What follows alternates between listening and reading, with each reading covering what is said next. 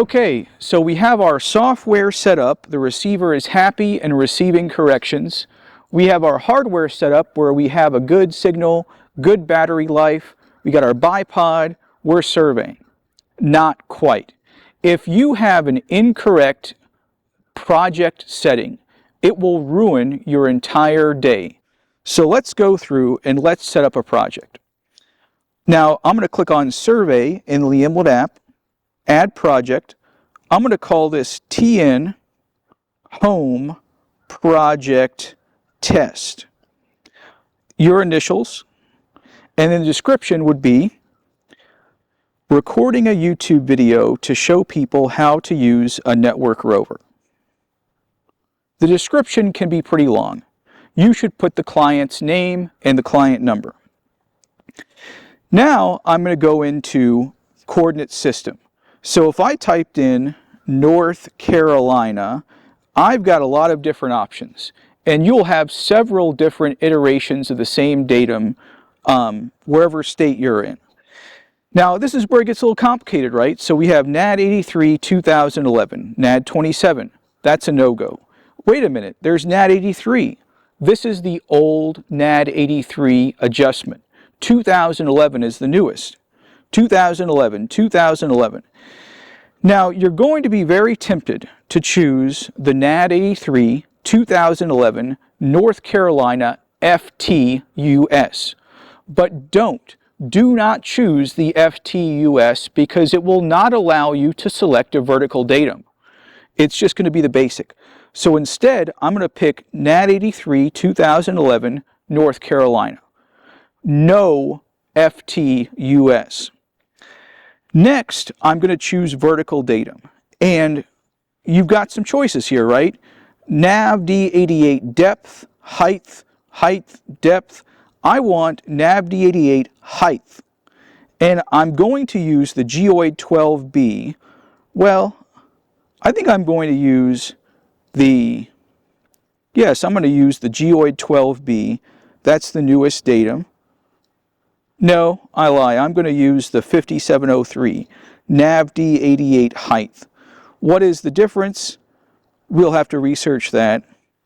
But it's going to require you to download this if this is the first time using this datum. So let's let this download for a minute. And I like the NAV D88 height because it gives me the EPSG 5703. EPSG is the standard nomenclature for the datum name. So I can select 5703 in Pix4D or DJI Terra or whatever. It doesn't really matter. And it's going to make this much easier to do. I don't know why the 12B does not have an EPSG name, but that kind of turns me off. So I'm going to go ahead and we're going to download this datum. And then we can go in and select other settings. All right, so we have our project name, author, description, coordinate system, vertical datum, and it says here, make sure your base or intrip is in NAD 83 Spatial Reference 2011. That's important. And point 1, local is in the 2011 datum. Distance type is grid, azimuth is grid, and now what's interesting is it's not letting me choose anything other than meters. So let's take a look here and see if we can find a different datum to use because it should allow us to do the U.S. survey feet. So NAD 83 2011 North Carolina 6542, correct. Ellipsoid datum is going to be the 12B 5703. Got it. Now I can choose U.S. survey feet. So if you get to the vertical datum and it does not let you choose NAV D88, you have chosen the wrong coordinate system. If you go down to linear units and it does not let you choose U.S. survey feet, that means that you've chosen the wrong coordinate system. Be careful. Distance type grid, azimuth type grid north, general settings, degrees, minutes, seconds, and save. Now, once I get my fix back, I can go surveying and I'm good to go. Always be careful of your coordinate system. Always be careful of your vertical datum. If you choose wrong, you will do the entire job wrong. After that, we're good to go and we're ready to go surveying. So how do we measure the first point?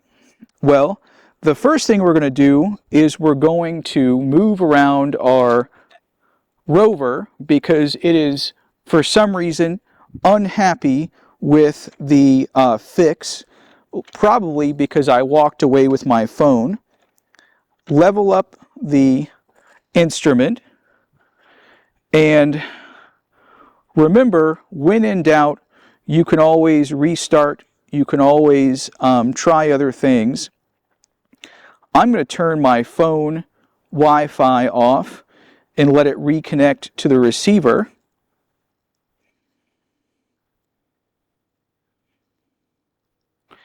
It says single, now it says float.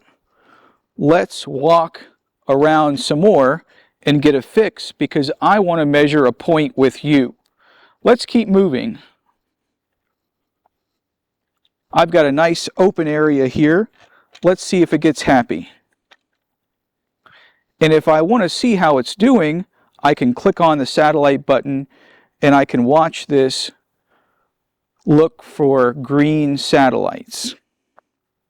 We are receiving a correction. The corrections are getting better.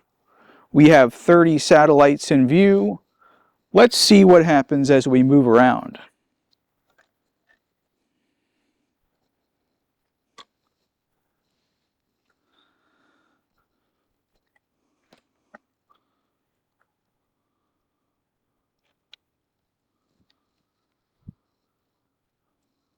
Now we have 37 satellites. Remember, when in doubt, turn off the correction service, turn back on the correction service. Let's give it a few minutes to think, and if it's still not happy, we're going to restart this device.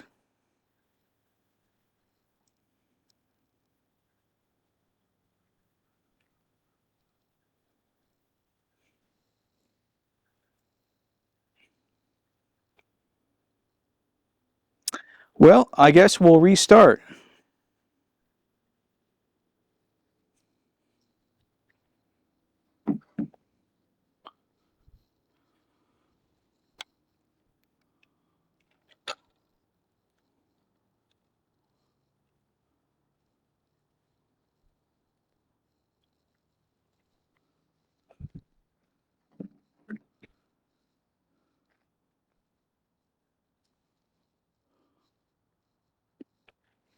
And we know this is restarting because now we have all of these lines going back and forth again.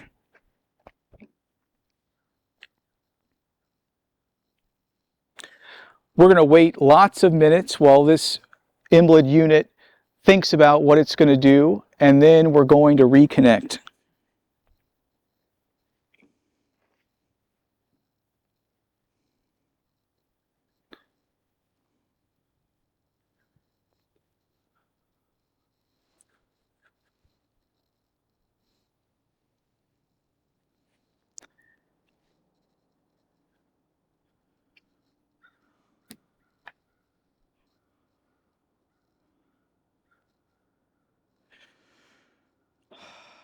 Yes.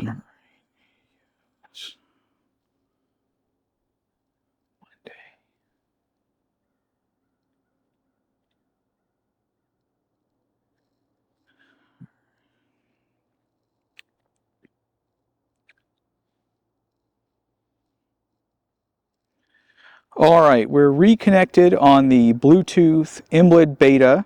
It says connected. Let's go to status and see what's going on. We've got a lot of red satellites right now, which is a bad sign. We've also got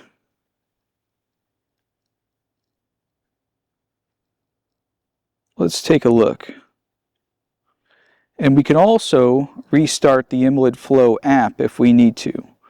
So connect, we've got 13 satellites. let's see how quickly we can go up. Oh, lots of green right now, looking better. 18, 19. We've got a high PDOP, but that's probably because we're still searching for satellites. Now, one of my strategies for getting a fix is just to sit here.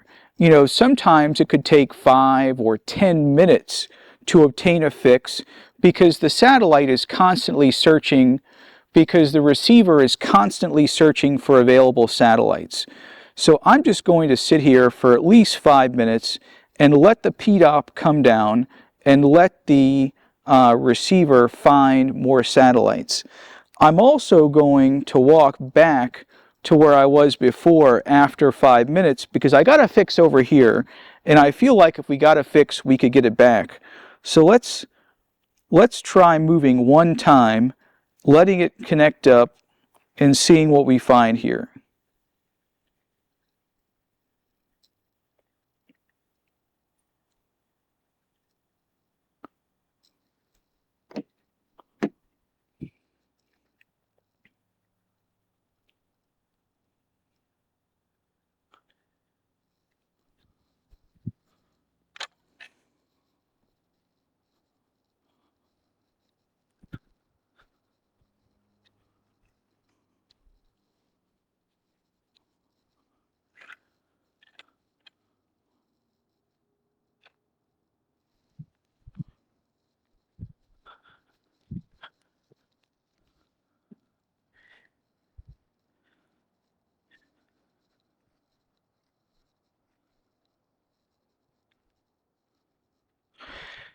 So we've got a 1.3 PDOP, which is really good. We've got 26 satellites, several of them are green. That's really good. And the last thing I'm going to do is turn off our correction service and turn it back on. It says receiving corrections.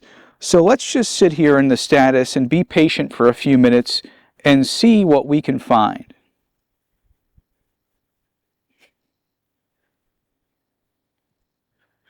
All right, so we're back and we're in a nice open area here. We have a fix, and it seems like we have a pretty happy inlet receiver. So we'll go to Survey, Plus. Now, before you measure, let's check some settings. So first of all, we're going to say tilt compensation is off, fix only, precision limit is off, stakeout off. We're going to average 90 seconds, 1 minute,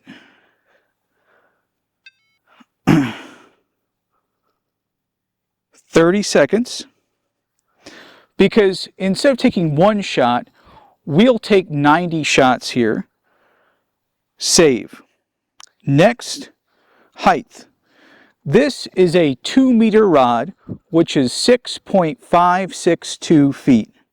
Save. And then we'll put in our point number, 1000, and description, golf course. Why did we lose fix? Probably because of the poor network in this area.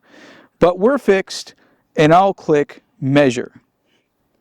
Let this run for 90 seconds, and it will automatically collect the point. And you should see the point on the IMLD app. So we'll let this run for 90 seconds.